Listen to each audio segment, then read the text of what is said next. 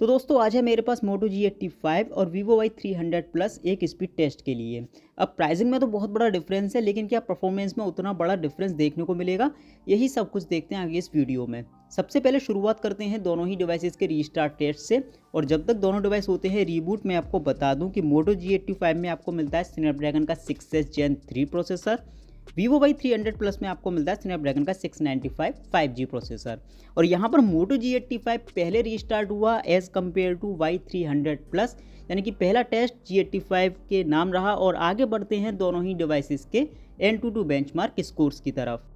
Antutu benchmark scores की बात करें तो टोटल G85 का बहुत ज़्यादा है, लेकिन CPU स्कोर्स की बात करें तो वहाँ कोई डिफरेंस नहीं है। दोनों का ही स्कोर लगभग 1,55,000 के आसपास है, यानी कि Antutu के मुताबिक कॉमन यूज़ में दोनों ही डिवाइसेस लगभग सेम परफॉर्म करेंगे।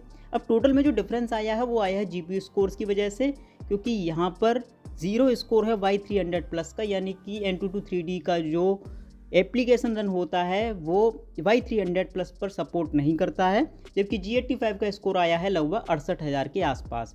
तो GPU स्कोर्स के मुताबिक G85 गेमिंग के लिए ज़्यादा बेहतर रहेगा Y300 Plus से। इसके बाद अगर मेमोरी स्कोर्स की बात करें, यानी कि रैम स्कोर्स की, इसके अलावा डिवाइस की रीड एंड राइट स्पीड की, तो वहाँ भी कोई खास फ़र्क नहीं है। दोनों ही डिवाइसेस में आपको मिलता है UFS 2.2 का सपोर्ट, और डिवाइस की रीड एंड राइट स्पीड का स्कोर भी लगभग सेम है, और मल्टीटास्किंग परफॉर्मेंस का भी स्कोर लगभग सेम ही है। Antutu बेंचमार्क के बाद अब थोड़ा सा प्रैक्टिकली देखते हैं कि दोनों डिवाइसेस कैसा परफॉर्म करते हैं। तो ये कुछ एप्लीकेशंस हैं जो मैंने दोनों ही डिवाइसेस पर लोड करके देखे हैं। यहाँ पर मैसेज का एप्लीकेशन पहले G85 पर लोड हुआ। आगे बढ़ते हैं गूगल क्रोम की तरफ, तो ये एप्लीकेशन दोनों ही डिवाइसेस पर सेम टाइम पर लोड हुआ। कैमरे की तरफ बढ़ते हैं तो ये एप्लीकेशन भी दोनों पर ही सेम टाइम पर लोड हुआ। इसके बाद बढ़ते हैं कैलकुलेटर की तरफ, तो थोड़ा सा एनिमेशन का डिले रहा है G85 में, बट कोई बहुत बड़ा फ़र्क नहीं है। अगेन क्लॉक में भी एनिमेशन डिले G85 में। सेटिंग्स में भी यहाँ पर आप देख सकते हो छोटा सा एक एनिमेशन बनता है। ये है एक third party application candy crush, और इसे देखते हैं ये पहले किस पर लोड होता है। तो ये गेम पहले Moto G85 पर लोड हुआ। हालांकि Antutu के मुताबिक दोनों ही डिवाइसेस की परफॉर्मेंस कॉमन यूज़ में सेम रहनी चाहिए थी, बट यहाँ पर बेटर UI या फिर कहें स्मूथ UI होने की वजह से Moto G85 Y300 Plus से बेटर परफॉर्म करता है। अगेन ये भी एक थर्ड पार्टी एप्लीकेशन है, और ये भी Moto G85 पर पहले लोड हुआ, और Y300 Plus यहाँ भी काफ़ी पीछे रह गया।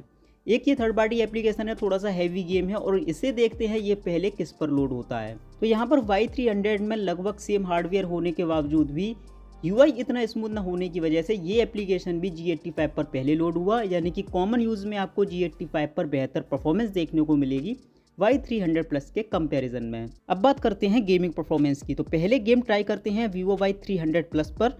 और यहाँ पर जो प्रोसेसर आपको दिया है स्नैपड्रैगन 695, वहाँ पर आप मीडियम ग्राफिक्स तक के गेम्स तो बड़े आराम से खेल सकते हो, इसीलिए जो आप गेम प्ले देख रहे हो वो मैंने हाई ग्राफिक्स का दिखाया है।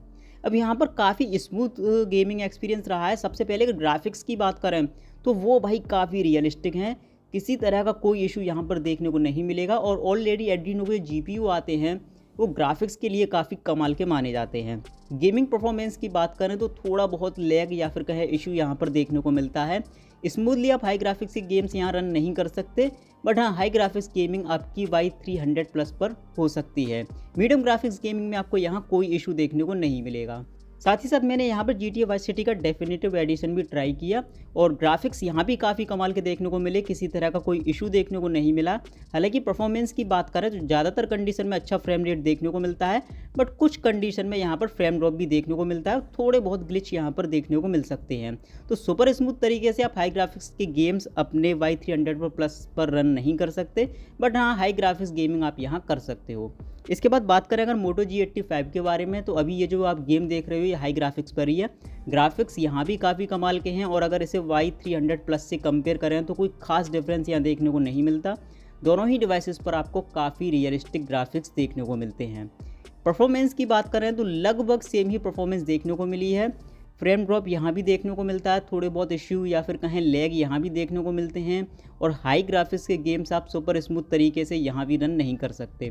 यहाँ भी मैंने GTA वाइस सिटी का डेफिनेटिव एडिशन ट्राई किया, और लगभग सेम ही परफॉर्मेंस देखने को मिली है। हाँ थोड़ा सा स्मूथ परफॉर्मेंस है Y300 Plus के कंपैरिजन में, बट उससे कोई खास फ़र्क नहीं पड़ेगा। GPU भी दोनों में सेम दिया है आपको एड्रीनो का 619, और थोड़ा सा आइडिया आप यहाँ से ले सकते हो कि लगभग दोनों ही डिवाइसेस पर कैसी परफॉर्मेंस रहने वाली है। हाई ग्राफिक्स तक के गेम्स आप अपने दोनों डिवाइसेस पर रन कर सकते हो, लेकिन वहाँ पर सुपर स्मूथ परफॉर्मेंस देखने को नहीं मिलेगी।